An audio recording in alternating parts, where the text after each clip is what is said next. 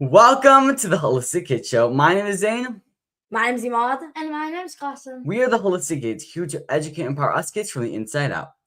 Almost 70% of foods we eat is ultra-processed or fake food, and this is destroying our health.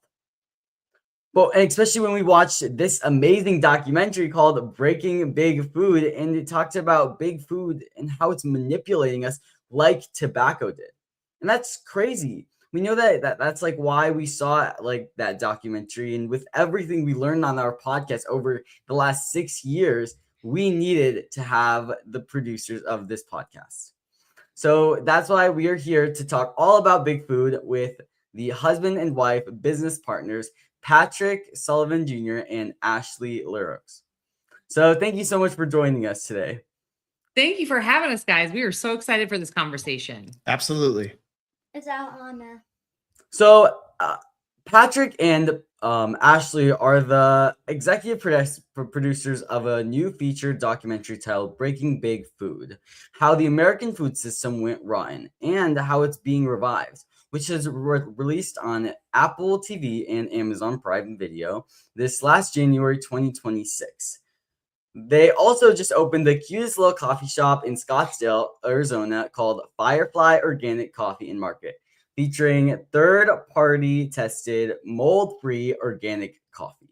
So thank you so much for joining us today. We know you are incredibly busy, so we are so thankful for you to be here today.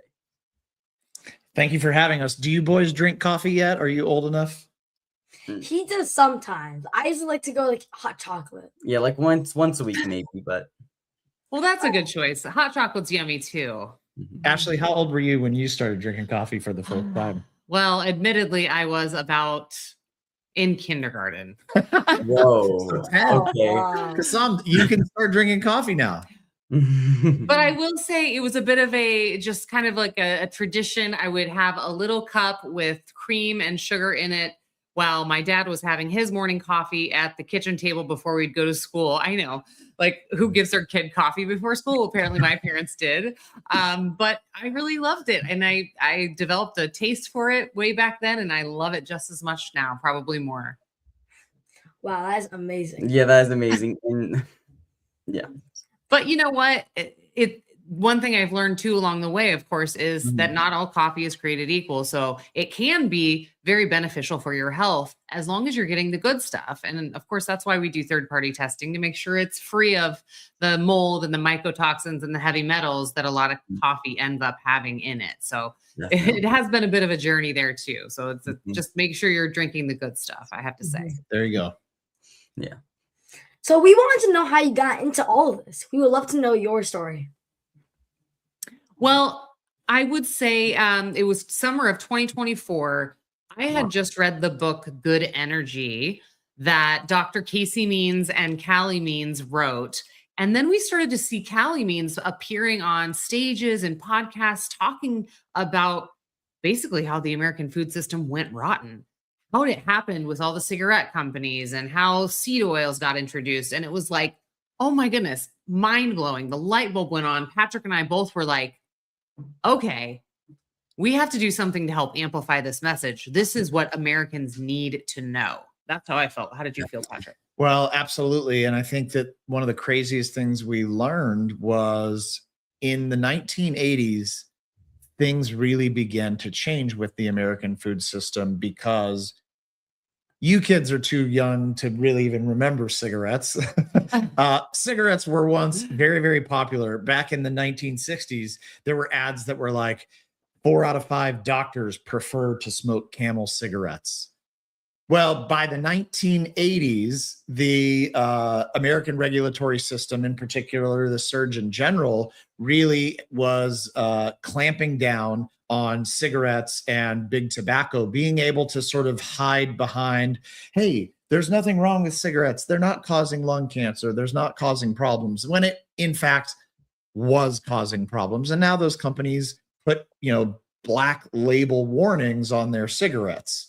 Well, what happened is in 1985, R.J. Reynolds, which is the maker of Camel cigarettes, they purchased Nabisco Foods for $5 billion. That's one example. Another example is that in 1988, Philip Morris, the maker of Marlboro cigarettes, purchased Kraft Foods for $13 billion. And this is just two of the examples that happened in the 1980s of big tobacco buying food companies, so that by the 1990s, big tobacco controlled about 40% of the American food supply. What could go wrong, right? Yeah, I mean, they already know how to manipulate people through like smoking and advertising and stuff like that. So Mhm. now they're buying up our food, and no wonder why all these like chronic diseases are shooting up in the sky. And they like Right. use the cartoon camera to like expose young kids to cigarettes at a young age. Yeah, and they're doing the same with cereals now. So we're already seeing like Yeah, I'm pretty sure like also they actually just took some of the scientists that were working for cigarettes and actually just transferred them to the big food companies to use the same addictive ways and chemicals to like for food to get us hooked. I mean, you nailed it. They are professionals at making people addicted to things, right? Yeah. And Yeah. sadly, it ended up being like, kids being the biggest target, which is the worst part of it all. Yeah, you boys are wise beyond your years to see the manipulation that food companies are trying to put on Kids. you at a young age. In fact, it's sort of a well-known secret that Coke and Pepsi both will bid to, when a new elementary school comes out, they will both bid to try to get a Pepsi machine or a Coke machine at that elementary school, simply because those early habits that are formed tend to last a lifetime. So if they can make you a Pepsi drinker or make you a Coke drinker, the value of you as a consumer to that company is, your lifetime value is extraordinarily high. Yeah. Unfortunately, food companies look at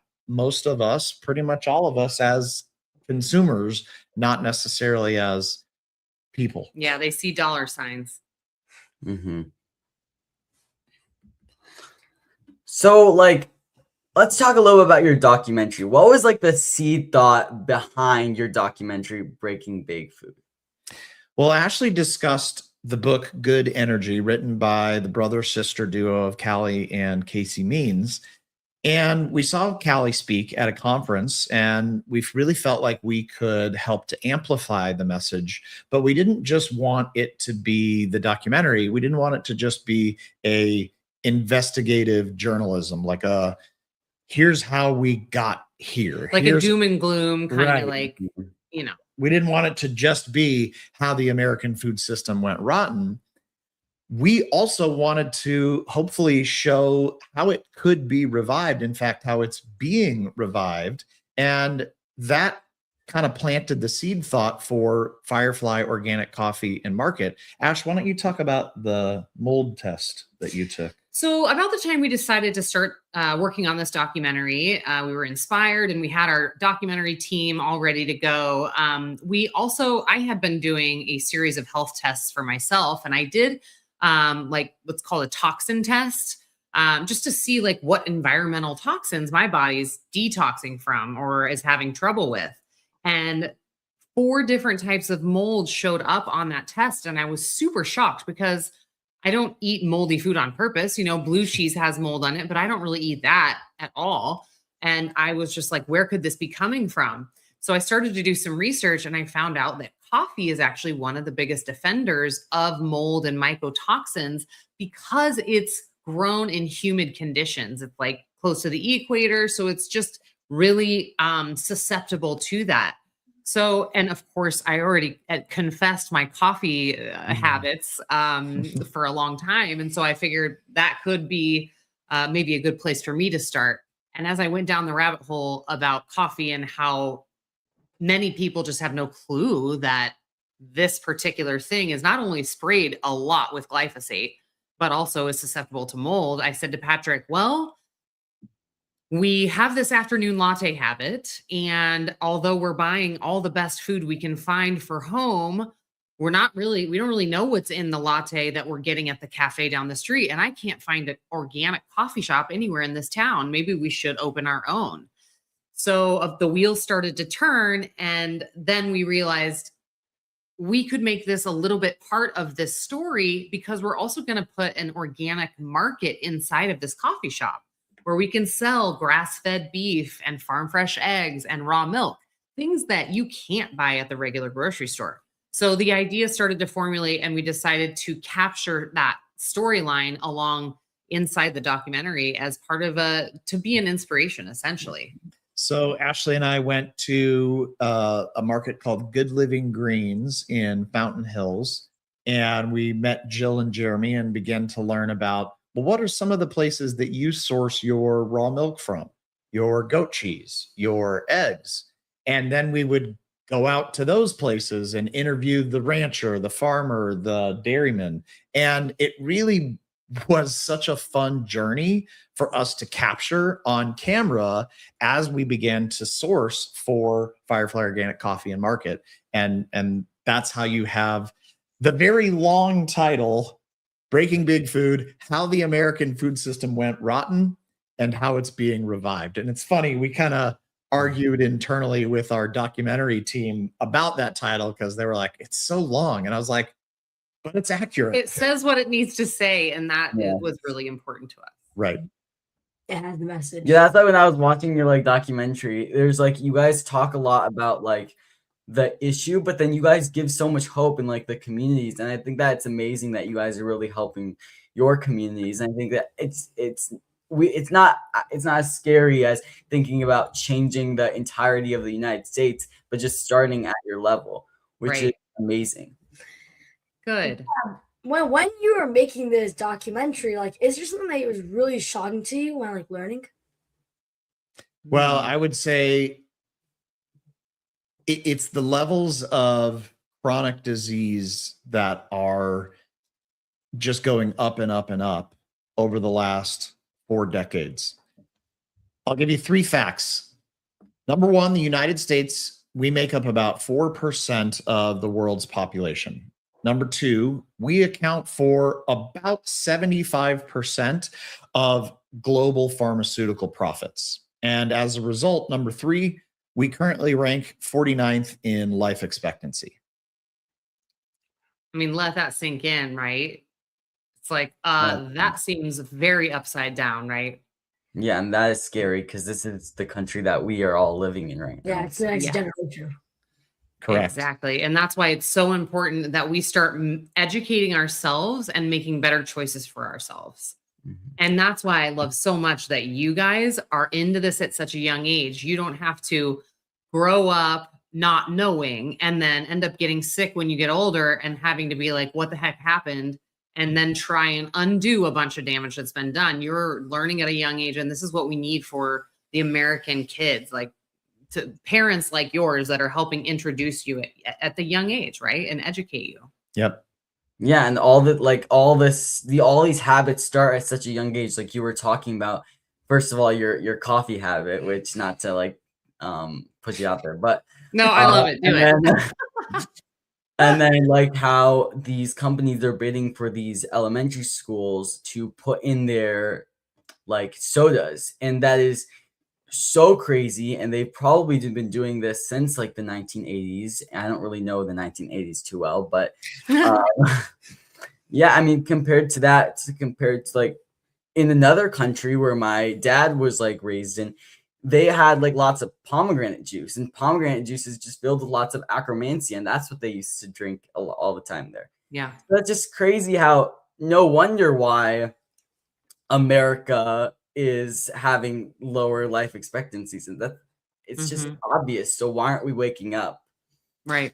Well, food and nutrition is one of the 4 pillars of health, and it's an important pillar. They're all important. The other is stress and how you're sort of thinking about life, really stress and mindset. The third one would actually be sleep. Your sleep is just absolutely So critical. That's when the body does a lot of healing from inflammation, detoxing, and just cleaning up, if you will. The fourth one is movement.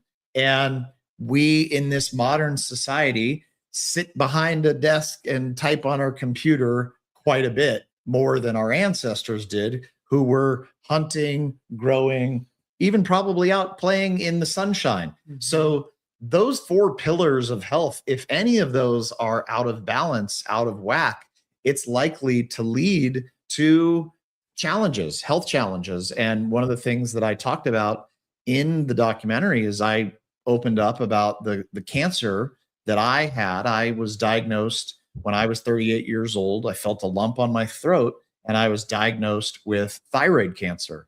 And it was one of the scariest, if not the scariest thing that's ever happened to me, because it just seemed like, okay, I got cancer. I guess I'm going to die. And the most frustrating thing was we got a second opinion, a third opinion, even a fourth opinion. And really no doctor could tell us definitively, well, this is how you got the cancer. They were all kind of like, well, we can cut it out and then you just take thyroid medication for the rest of your life. But we really wanted to know, how the heck did it get there? We ultimately decided to go the surgical route, which was recommended by the doctors. But unfortunately, I just didn't know then what I know now about the importance of those four pillars. And I believe that looking back now, 13 years ago, 12 years ago, we both did the math, 12 years ago, all four legs of that stool for me, all of those pillars had problems. You were stressed out with work. You weren't sleeping well. Our diet was not great because we just didn't know better. We thought we were eating healthy, but we just didn't know how to read a nutrition label. And then the movement side, we weren't really prioritized activities, working out. We were just sitting behind a desk, and those things matter so much. And yeah, the frustrating thing, like Patrick was saying, is like them saying, okay, well, you have cancer, we can do this for you, but like we can't tell you how it got there, which meant to us, how do we prevent this from happening again? Right? But no one could tell us anything. They had zero advice. And now, after going through this whole process of doing the documentary and learning everything we have, it's like the environment of your cells is what matters the most. And food is one of those very important pillars, like Patrick said. Yeah. Definitely. And that is just so like empowering. Well, 13, 12 years ago, that you had to go through that. And now you are feeling better, I assume, right? Yes. The irony was when I had cancer, I didn't actually feel sick, but I was so stressed out by my mind running in a loop. You have cancer. You have cancer. My mind was just running in that loop that I was throwing up almost every morning for a couple of months, not because I felt sick, just because of the stress. And that was ultimately a big part of why we decided to do the surgery, because I was like, I don't have a good answer for how to make this thyroid cancer go away or how it got there. Let's just follow the the allopathic route of cutting the cancer out and let's forget about the radiation. And then, quite frankly, we buried those memories. 2014 was a really hard year for us. And once we got to, surgery and post-surgery, we just didn't want to think about it anymore. Yeah, but to your point, now we feel so much more empowered now that we're learning about all this. That's why we're so passionate about being on shows like this, to help spread the message, to help amplify that so that other people can have that same level of like empowerment, right? Definitely. And that was amazing. I mean, not amazing that you had cancer, but amazing that you now are saying that you're... And I knew what you meant. Okay, good. Just making sure. Unfortunately, more and more kids are getting sicker. We need to change the food system to get us kids healthy. Yes. So, if kids could change the food system, what would you want them to do first? Kids could change. I would love to see kids getting more involved in making their own meals, which I think naturally gets to buying from the stores, from farmers markets, and being more aware of like, okay, well, if it's organic, that means that it shouldn't have any pesticide, any bad glyphosate on it. So let's make that choice instead of the conventional choice. And then I think it even leads it to, well, how do tomatoes grow? What if we did start to raise our own chickens? In the documentary, we feature Tiffany Lilly of Inspire Farm. Thank you, Inspire Farm. She's one of the great people that we featured in the documentary. And she was homeschooling her teenage daughters and thought, hey, let's have a chicken in the backyard as sort of a project for the girls to learn. And it led to her now expanding her backyard and having 40 plus chickens and a turkey that she provides eggs to the community. And she's learned how to now teach others how to farm. Tiffany has this great line, Inspire Farms. We inspire farms one backyard at a time.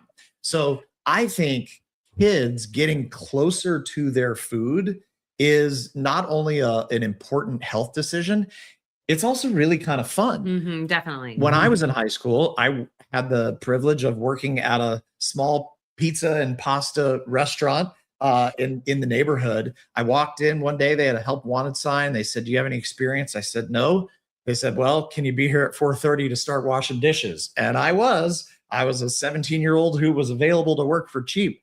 But working my senior year at that restaurant was such a fun skill to develop and to basically deliver happiness in the form of meals to our neighborhood was so great. So I think that there's a lot of opportunity for kids to just get more interested in the food that's on their plate. Yeah, and to help learn work how to with- cook themselves, right? Right. We have so much convenience food, especially for kids. They don't think twice about cooking, but I think it would be wonderful for, hopefully you cook with your mom, right? Yes, a lot. Yes, Yeah. A lot, yeah. And have you fallen in love with it? It's kind of fun, isn't it? It's It fun. is. And I love my favorite part of cooking is eating at the end. Right. It's so Yeah. satisfying. It's like, you earned this meal, right? That's right. Yeah, You get And you know and trust the ingredients that you put inside of it. definitely. Like only using like the cleanest ingredients, like the whole ingredients to making it I think it just adds like more freshness, more flavor. Like Totally. I wouldn't like after like 10 years of living like this, I wouldn't want to go back. Like now I feel like I've setted myself for a future without all these like toxic foods. Like it Yep. just like definitely training your taste buds. So. Yeah. That's awesome. Yeah. Like what I was gonna say, when we were cooking, we actually like a couple like this summer, we had every day we had to do our own meals. So like maybe like Thursday was Gossams, like Wednesday was Zams. I had like Friday, and what we do is like cook our favorite meals and what we want to do, and we'll go shop, just like teach, just to know how like be more comfortable in the kitchen. Mm-hmm. Yeah. Yes, and it was really awesome. fun. And Rod even made like a salmon Wellington, and he makes like potatoes. Like he was going like, and it was a salmon Wellington made out of homemade almond flour puff pastry. Oh He my used to go crazy for that. So that was like really, I mean, Can you mine come was cook kinda at my like house? made, like I just made baked fish. He was going like crazy. So That's awesome. Good for you guys. so kids can definitely do it. It's actually not that hard. Yeah, it's just a trip determination. Yeah. So talk a little bit about like your coffee. Like how did you first like figure out like about the mold and what really does mold do to our bodies? Well, the coffee, when we were searching for the bean, we knew I had done that, toxin test. I realized, okay, so mold in coffee is a big deal. Whatever coffee we find, we want to make sure it's certified organic and single origin and shade grown. So it's like grown up in higher elevation. It lends itself to less, humidity. And also we're going to do third-party testing to triple check that it is free of mold and toxins. So we also, as owners of a nutritional supplement company, have been doing third-party testing on our supplements for years. That's just always been our standard practice. So when we decided to do this coffee shop, we thought, well, of course, we're going to apply that same basic principle to it. And we found a local roaster here that sources from an incredible family farm that they've been working with for 30 years. And it's certified organic, shade grown. It checked all those boxes. And when we got back, we sent it in and we said, I love the taste of this coffee. I pray that it comes back clean. Let's wait. So it was a little bit nerve wracking because our coffee shop was just about to open and we had not figured out exactly what coffee we're doing yet. So this was kind of like a last ditch effort. Like, okay, I really hope this is it. Thank goodness it came back. The coffee was squeaky clean, 4 pages of different tests that we ran on it. And every single one was checked all the boxes. So we were very grateful. And I think it was just meant to be that we found that very special bean. But in terms of the mold, I mean, it can manifest itself in different ways in different people. Sometimes it's fatigue and just feeling super tired all the time. Sometimes it's a lot of headaches or brain fog. Just not feeling yourself essentially. And a lot of times people's doctors have no idea because they aren't running these types of tests for people. They're just saying, well, maybe you're too stressed out. You need to sleep more or something. So they're just not standard tests. And that's just another thing, in our medical system in America. It's like, you kind of have to educate yourself on that too and advocate for yourself because you just can't count on someone else to always be able to do it for you. Wow. Amazing. So if you could change one thing about what kids eat in America, what could it be and why? Yeah, like something that they could do right now, usually today. Packaged food. Yeah. No more Lunchables, kids. No, get them out. No. Lunchables are so... Yeah, there are so many more easy, make your own Lunchable, cook your chicken or your steak or whatever, your protein, cut them up, do some grapes, do some a handful of almonds and some cheese and you're good to go, right? That's real food. And if you can sort of make it more convenient by either taking the leftovers sort of from dinner to lunch, that makes it a lot more convenient. The packaged food that is bright and shiny and featured on Saturday morning cartoons, stay away from it. It's no good. Mm-hmm.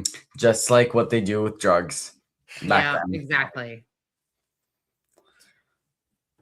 So thank you so much. This has been such an amazing episode. So where can people learn more about you and your amazing work? Well, thank you, boys, for having us on. You were great interviewers. I'm especially proud of you. Your mother told us that you guys are finishing up a dry fast, and to have to talk about delicious food while finishing up a fast is no small feat. So I'm proud of you, boys, and your parents are proud of you too, I'm sure. The audience, they can find Breaking Big Food on Apple and Amazon, available for rent. Any of the other details can be found at breakingbigfood.com. And actually, there's a great little resource that we created called The Dirty Dozen Ingredients to Avoid on breakingbigfood.com. It's a little 1-page cheat sheet that Ashley put together that said, okay, when I'm going shopping, these are all the things that I need to avoid. So when I turn over a label, I can be like, oh, BHT, I don't want that. Oh, MSG, I don't want that. So it's a great way of learning how to figure out which ingredients to stay away from. Did you want to add anything to that? No, you nailed it. So you can find that on breakingbigfood.com. Yep, definitely check that out today. Yeah, check that out today. And can people find you in any socials or anything, or is it just the .com? Our socials are actually linked on breakingbigfood.com. Yep. Perfect. So yeah, everything is at breakingbigfood.com. And yeah, find that on Apple, find that everywhere. So definitely check them out and their amazing work. And thank you so much again for your incredible work. We are so incredibly grateful for your time today because we know that you are incredibly busy. So Thank now you guys. to recap their key points. Over the last 4 decades, chronic disease continues to rise. We need to start educating ourselves and making better choices for ourselves. Learning from young age is key. Food and nutrition, stress, sleep, and movement, and key pillars of health. If any of these are out of balance, someone can get sick. Yeah, and the food companies don't care about your health, but they only care about manipulating us to eat more food. They look at us as a dollar bill, not as human beings. Early habits that are formed can last for a lifetime. Companies fight to get us hooked for life. They see us as dollar signs. All they want is our money. So get rid of all the Lunchables or packaged food and that is bright and shiny, and just stay away from it. Coffee can be sprayed with glyphosate and can be really moldy, destroying your health, especially if you've been drinking coffee since you were in kindergarten. And learn about how food is grown. Learning to farm is key. Kids need to learn to get closer to their food. Go watch the documentary today. So thank you everyone for tuning in. Until next time, I'm Zain Sari. I'm Maz. And I'm Kasem. Follow my family and I on social media, Holistic Mom D and the Holistic Kid Show. And look out for our new best-selling book, The Teen Health Revolution. Kids need to learn from other kids. Please download our podcast on iTunes and leave reviews so other kids and families can benefit. We need to create a healthy future for all of us and the planet. Join us next week for another episode of the Holistic Kid Show, where kids are empowering kids. Thank you, everyone.